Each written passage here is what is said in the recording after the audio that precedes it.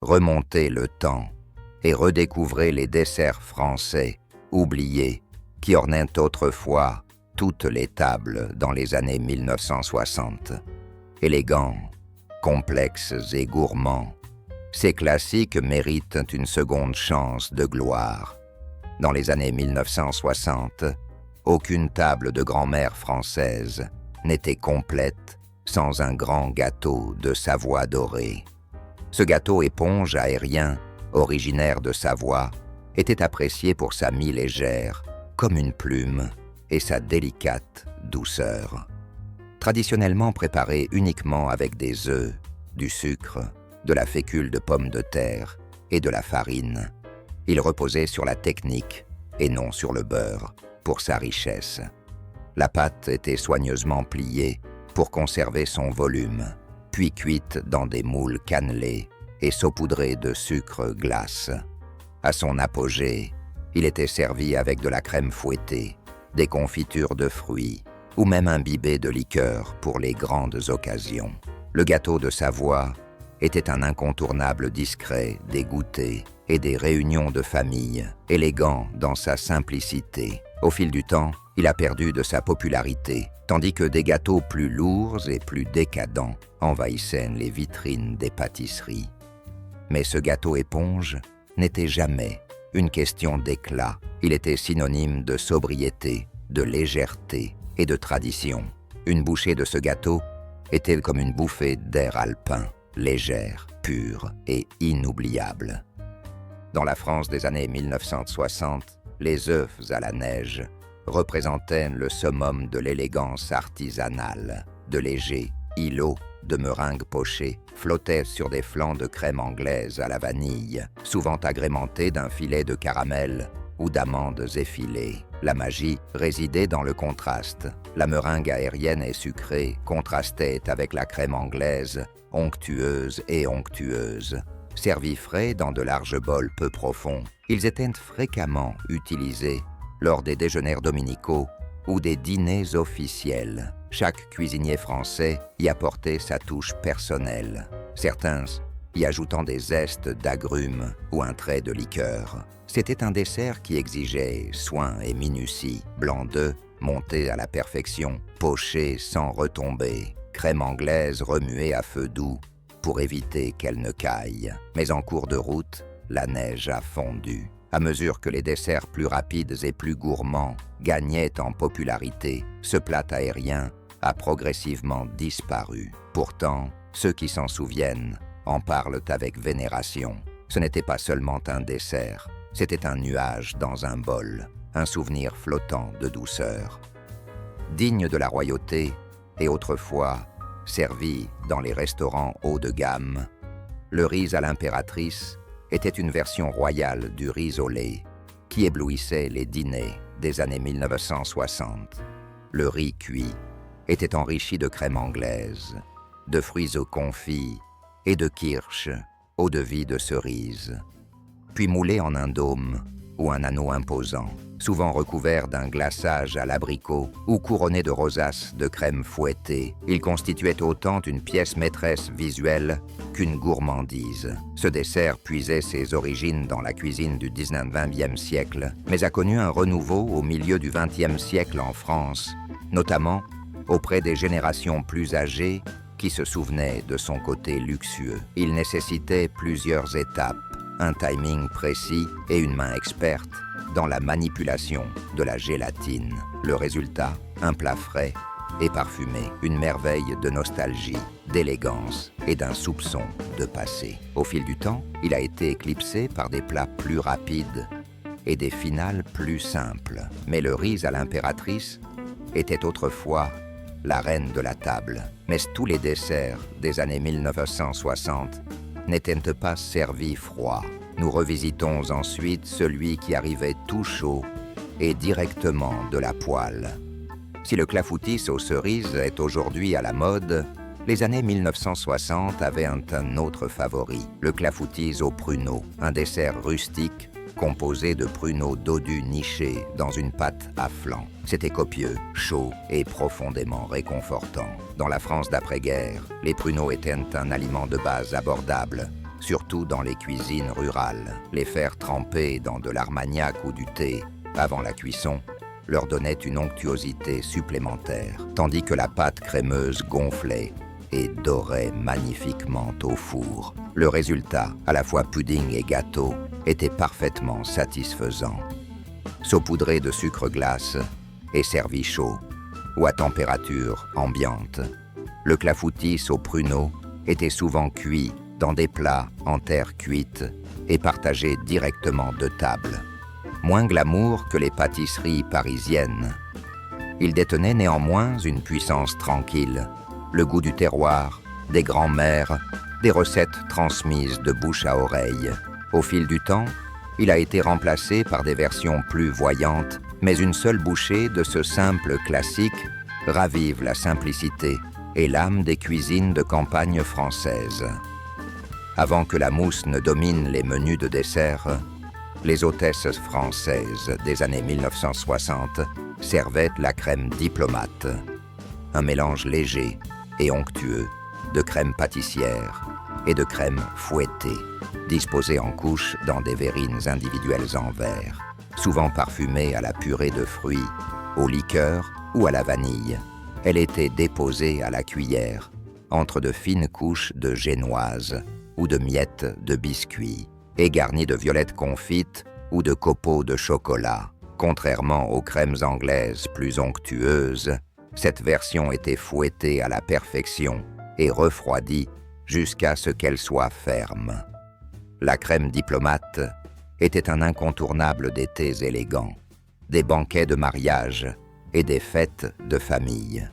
Chaque couche était équilibrée, onctueuse sans être écœurante, avec juste ce qu'il fallait de texture pour que chaque cuillerée soit intéressante. Servie dans des verres en cristal ou gravés, elle était autant une question de présentation que de saveur. Mais avec l'évolution des tendances vers des desserts plus denses ou des desserts pré-préparés, cette gourmandise raffinée a discrètement disparu de la plupart des tables. Pourtant, pour ceux qui s'en souviennent, ce n'était pas seulement un dessert, c'était de la sophistication à la cuillère. Lequel de ces desserts français oubliés mérite un retour dans votre cuisine? Dites-le nous dans les commentaires. Riche, dense et profondément aromatique. Le pain de Gênes était le héros discret des plateaux de desserts français des années 1960. Originaire de Gênes mais perfectionné dans les cuisines françaises, ce gâteau aux amandes n'utilisait pas de farine, mais des amandes finement moulues, du sucre, des œufs et une touche de rhum ou d'eau de fleurs d'oranger. Sa texture presque moelleuse, entre celle d'une génoise et celle d'une pâte d'amande, avec une croûte dorée, le rendait idéal pour être découpé en carrés élégants. Souvent servi avec du café ou un trait de vin doux, il était apprécié des générations plus âgées qui appréciaient sa richesse d'antan et sa subtile sophistication. Contrairement au gâteau à étage, le pain de Gênes ne demandait pas l'attention, il la méritait. Décoré simplement d'amandes effilées ou d'un fin glaçage à l'abricot, il était souvent cuit dans des moules rectangulaires et conservé recouvert de lin pour rester moelleux pendant des jours. Avec la mode des gâteaux plus légers et aérés, ce classique dense a perdu de sa densité. Mais pour ceux qui l'appréciaient, chaque bouchée respirait le luxe et la sobriété. Ensuite, nous revisitons la tarte française oubliée, qui faisait autrefois tourner les têtes dans toutes les vitrines de pâtisserie. Dans les années 1960, la tarte au fromage blanc, une tarte crémeuse et nuageuse à base de fromage blanc frais, était un régal apprécié en Alsace et dans certaines régions du centre de la France. Plus légère qu'un cheesecake, mais plus onctueuse qu'une crème anglaise. Elle associait du fromage blanc, un fromage à pâte molle et acidulé, à des œufs, du sucre, du zeste de citron et parfois une pointe de kirsch. Cuite dans une pâte brisée, elle gonflait comme un soufflé et se déposait dans une garniture onctueuse et délicate. Elle était généralement servie froide, saupoudrée de sucre glace et accompagnée de fruits rouges frais ou d'un fin glaçage aux fruits. Les pâtissiers amateurs l'appréciaient pour sa simplicité et sa saveur rafraîchissante, parfaite pour les déjeuners printaniers ou les tables de Pâques. Mais avec la popularité croissante du cream cheese et des cheesecakes américains en Europe, ce simple classique a été relégué au second plan. Pourtant, sa texture, légère, acidulée, à peine sucrée, reste incomparable à tout ce que l'on trouve aujourd'hui en supermarché. Une part, et vous vous souviendrez pourquoi les Français adoraient autrefois ce cousin aérien et élégant du cheesecake. Dans les années 1960, le gâteau Moka régnait en maître lors des anniversaires, des fêtes patronales et des dîners dominicaux officiels. Composé de génoise et de crème au beurre, infusée à l'expresso, il offrait un riche arôme de café sans être trop sucré. Légèrement imbibé de sirop de café, le gâteau était dressé en hauteur et recouvert d'un glaçage soyeux couleur moka, décoré de rosaces et parfois de grains d'expresso enrobés de chocolat. Il incarnait le glamour rétro par excellence. Son goût était profondément nostalgique, doux amer, beurré et riche en notes de café torréfié. Servi frais, chaque part se liait parfaitement, révélant des couches régulières, reflétant le caractère formel de l'occasion. Mais avec l'essor des crèmes fouettées plus légères et des desserts fruités, cette merveille beurrée est devenue un vestige de son époque.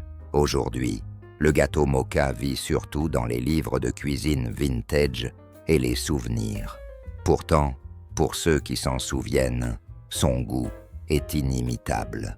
Ce n'était pas seulement un dessert, c'était une célébration habillée de café et de crème, dressée avec précision et partagée, engorgée et embouchée. Nommé d'après l'opérette La Belle Hélène, le Poires Belle Hélène était un dessert exceptionnel qui associait des poires pochées à de la glace à la vanille, de la sauce au chocolat et parfois de la crème fouettée ou des violettes cristallisées. Dans la France des années 1960, c'était le genre de dessert final, élégant et accessible, servi aussi bien dans les grands restaurants que dans les élégantes cuisines familiales. Les poires étaient mijotées doucement dans un sirop de sucre avec de la vanille et des zestes de citron jusqu'à ce qu'elles soient parfaitement tendres, puis refroidies et présentées de façon spectaculaire. La sauce au chocolat chaude, onctueuse, douce amère et servie à table, contrastait parfaitement avec la glace froide et les fruits frais. Ce plat était tout en théâtre et en température. Il émerveillait les convives sans être compliqué, mais avec la commercialisation croissante des desserts glacés et la disparition des fruits pochés, le Poires Belle Hélène a disparu des cartes des desserts. Pourtant, pour ceux qui se souviennent de l'arôme des poires mijotées et du moment où le chaud rencontre le froid à la cuillère, il reste l'un des desserts finals les plus élégants de l'histoire culinaire française. Mais le dessert oublié suivant n'était pas accompagné d'une sauce, mais d'une couronne de caramel secrète cachée sous une couche de riz. Loin d'être sophistiqué, mais pourtant inoubliable par sa saveur, le gâteau de riz au caramel français, était un incontournable réconfortant dans les cuisines des années 1960. Imaginez un riz au lait crémeux, cuit dans un moule chemisé de caramel doré, puis retourné sur une assiette de service pour révéler une couche brillante et ambrée. Souvent servi froid, sa texture était plus ferme que celle du riz au lait cuit à la poêle, conservant sa forme tout en fondant sur la langue. Préparé avec du lait, du riz arborio ou rond, de la vanille et des œufs, il était parfois agrémenté de raisins secs ou de zestes d'agrumes. Les grands-mères le préparaient le dimanche Les enfants le dévoraient le mercredi, jour de congé scolaire, et il faisait souvent une apparition discrète lors des repas partage et des fêtes paroissiales. Économique, nourrissant et juste ce qu'il fallait de sucré. Mais avec l'essor des puddings en boîte et des crèmes anglaises réfrigérées, le gâteau de Riz a peu à peu disparu. Aujourd'hui, on le voit rarement, et pourtant, il nous manque profondément. C'est le genre de dessert qui a le goût de la maison, fait avec ce que l'on avait, et toujours meilleur le lendemain. Avez-vous déjà goûté à l'un de ces classiques français, ou en emporteriez-vous un pour une soirée dessert en famille? Dites-le nous dans les commentaires, onctueux, brillant, épais, avec sa crème pâtissière parfumée à la vanille. Le flan parisien était, autrefois, un incontournable de la boulangerie et un favori des ménages dans la France des années 1960. Cuit en cercles hauts et ronds sans croûte ou recouvert d'une fine pâte brisée, il était fièrement dressé, sa surface bronzée à la perfection. La crème pâtissière était riche mais ferme, composée de lait, de sucre, de fécule de maïs et d'une généreuse infusion de gousses de vanille. Pas de crème fouettée, pas de garniture, juste des tranches nettes et crémeuses, enveloppées dans du papier sulfurisé et vendues dans les boulangeries locales. Les grands-parents se souviennent de ce dessert des cantines scolaires, des menus des cafés, et comme gourmandise du week-end avec un café fort. Il était si courant qu'on le tenait pour acquis, jusqu'à ce qu'il disparaisse peu à peu des rayons, supplantés par des tartes pâtissières, plus raffinées, et des merveilles à la mousse. Mais le flan parisien n'était jamais tape à l'œil. Il était réconfortant, structuré et simple, réuni dans une seule part de crème pâtissière. Aujourd'hui, c'est une trouvaille rare, mais lorsqu'elle apparaît, elle vole toujours la vedette avec son éclat doré et son murmure de vanille. Délicat et chatoyant, le bavarois aux fruits était autrefois le joyau des dîners français des années 1960. Cet élégant dessert moulé associait purée de fruits, crème fouettée et gélatine pour créer une gourmandise onctueuse et glacée, indéformable et digne d'une œuvre d'art. Il se déclinait en parfums de framboise, de pêche ou d'abricot, souvent nappé de glaçage aux fruits ou entouré de biscuits à la cuillère.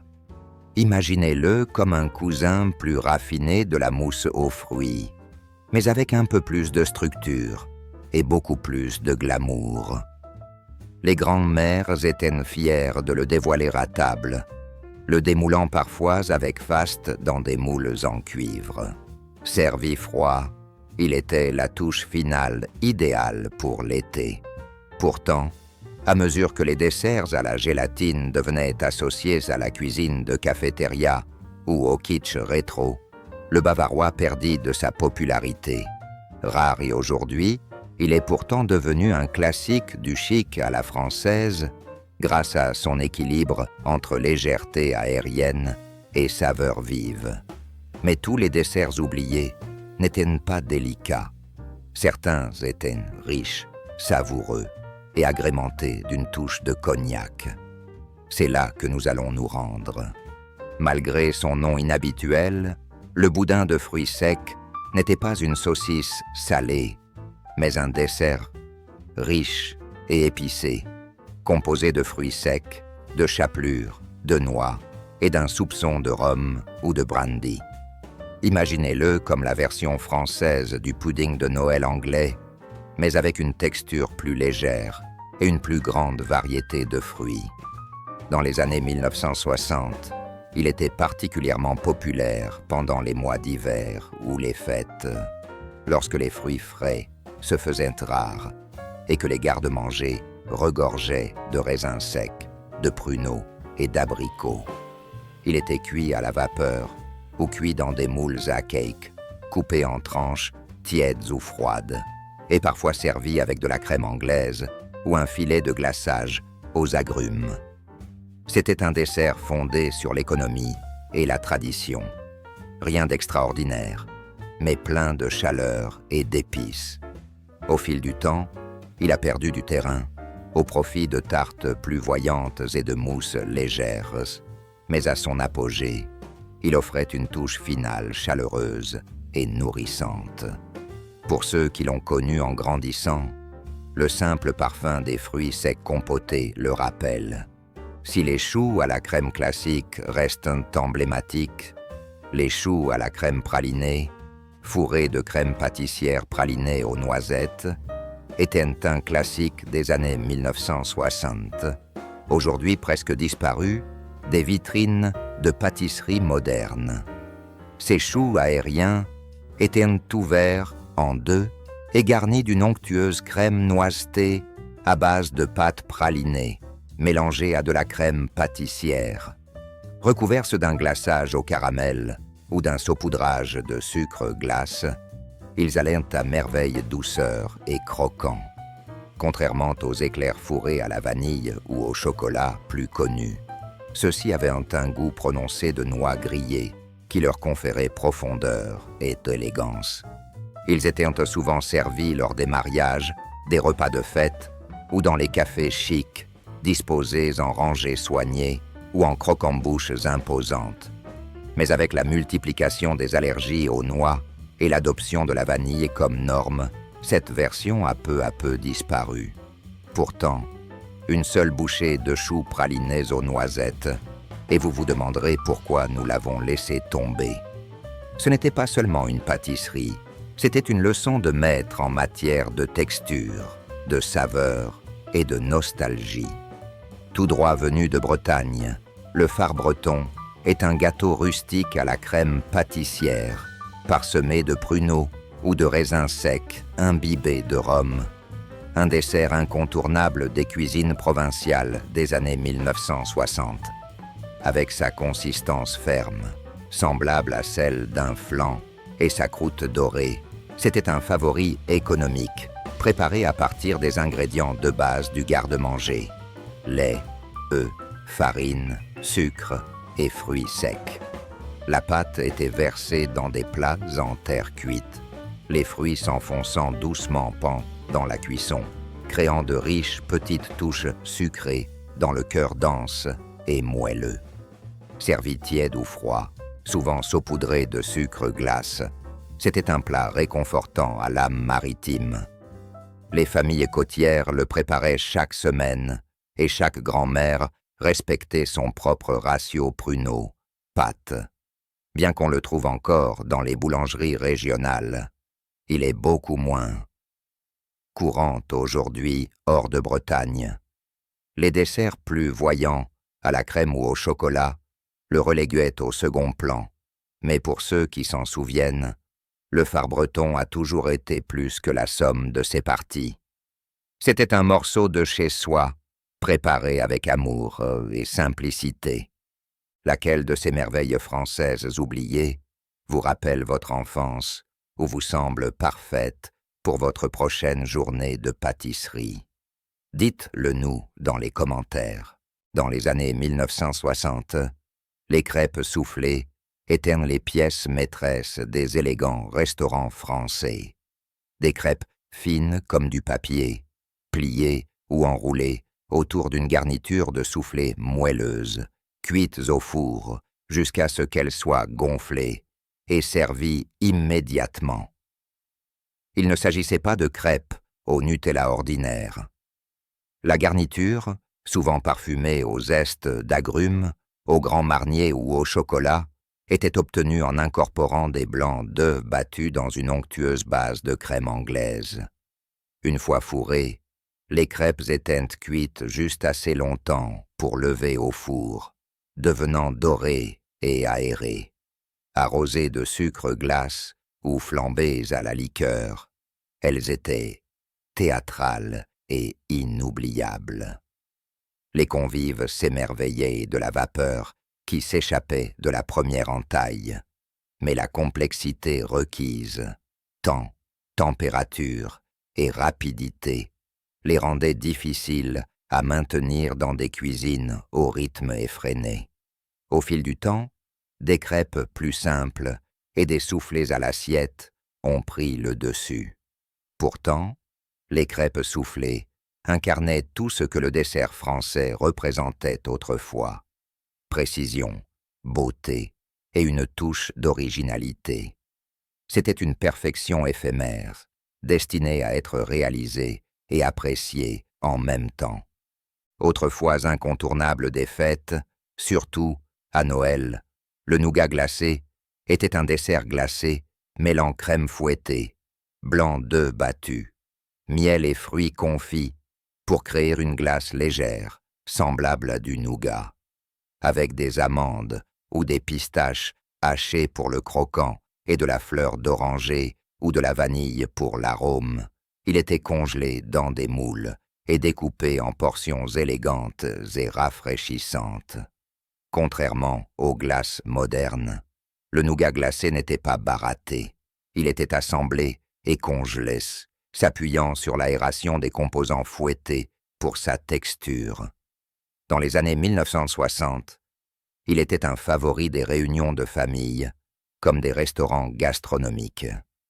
Son aspect neigeux, souvent agrémenté de coulis de framboise ou d'un filet de caramel, en faisait un incontournable de l'hiver malgré sa nature glacée. Il allie la richesse de la crème à l'éclat des fruits et au croquant des noix. Au fil du temps, il a été remplacé par les glaces et les parfaits, mais une seule cuillerée fait renaître une forme de décadence oubliée, légère, festive et indéniablement française. Avant que les profiteroles ne deviennent des spécialités de restaurants exclusivement arrosés de chocolat, les choux à la crème glacée étaient une gourmandise estivale courante dans la France des années 1960. Les grands-mères préparaient de petits choux, les ouvraient et les garnissaient de boules de glace vanille, pralinés ou café, recouverts de sucre glace ou d'un filet de coulis de fruits. Ils étaient servis rapidement pour éviter qu'ils ne fondent. Le contraste entre la pâte croustillante et la crème glacée était irrésistible. On les trouvait lors des garden parties, des anniversaires et des célébrations du 14 juillet, parfois servis en croquembouche glacé. Contrairement aux garnitures à la crème épaisse, la crème glacée rendait cette gourmandise rafraîchissante, ludique et de saison. Mais avec la démocratisation des pâtisseries surgelées et la popularité croissante des sandwichs glacés, ces choux délicats ont disparu des menus quotidiens.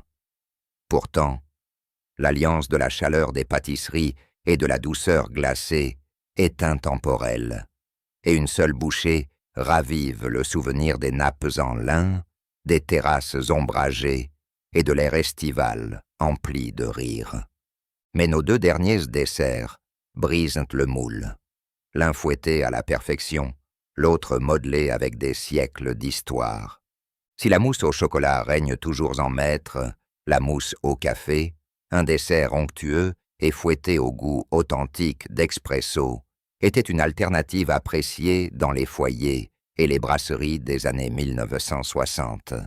Composée uniquement de crème, de jaune d'œuf, de blancs en neige, de sucre et de café noir corsé, elle créait une gourmandise aérienne et douce amère, élégante et raffinée. On la déposait souvent dans des verrines, garnies de copeaux de chocolat ou d'une noisette de crème fouettée. Certains y ajoutaient un trait de calois ou de cognac pour plus de profondeur. La mousse au café était le dessert incontournable des dîners où les fruits semblaient trop simples et les gâteaux trop lourds. Elle se mariait parfaitement avec les digestifs et un doux fond de jazz. Au fil du temps, elle a été éclipsée par sa sœur au chocolat et largement oubliée, sauf par ceux qui se souviennent encore de sa douceur fondante sur la langue, légère comme l'air, riche en saveurs et indéniablement chic. C'était le dessert des amateurs de café, bien avant que l'expresso ne s'invite dans tous les cafés. Délicat, onctueux et légèrement parfumé à l'amande, le blanc mangé remonte à plusieurs siècles, mais il était particulièrement apprécié dans les foyers français des années 1960 comme dessert léger et rafraîchissant. Préparé avec du lait ou de la crème, du sucre et de la gélatine ou de la fécule de maïs, il prenait la forme d'un pudding onctueux, à peine sucré, souvent parfumé à l'eau d'amande ou à la fleur d'oranger. Il était moulé en dôme ou en cannelure et servi avec une compote de fruits rouges ou une sauce caramel. Sa texture raffinée et sa douceur discrète en faisaient un teint favori des générations plus âgées, surtout en été. Les enfants l'adoraient pour sa texture onctueuse, tandis que les adultes appréciaient sa simplicité et son élégance. Il était considéré comme un dessert doux, apaisant, facile à digérer et parfait après les repas copieux. Mais avec l'arrivée des puddings en boîte et des tartes réfrigérées, le blanc mangé a discrètement disparu. Aujourd'hui, peu de cuisinières amateurs s'y essayent, malgré sa simplicité et sa gourmandise. Une cuillerée, et vous vous souvenez de ce que la retenue, l'arôme et la texture peuvent faire quand le dessert chuchote au lieu de crier. J'espère que vous avez apprécié cette douce promenade à travers les saveurs oubliées de la France. Quel dessert mérite un retour? Partagez vos préférés et n'oubliez pas de les partager. Bon appétit, à bientôt.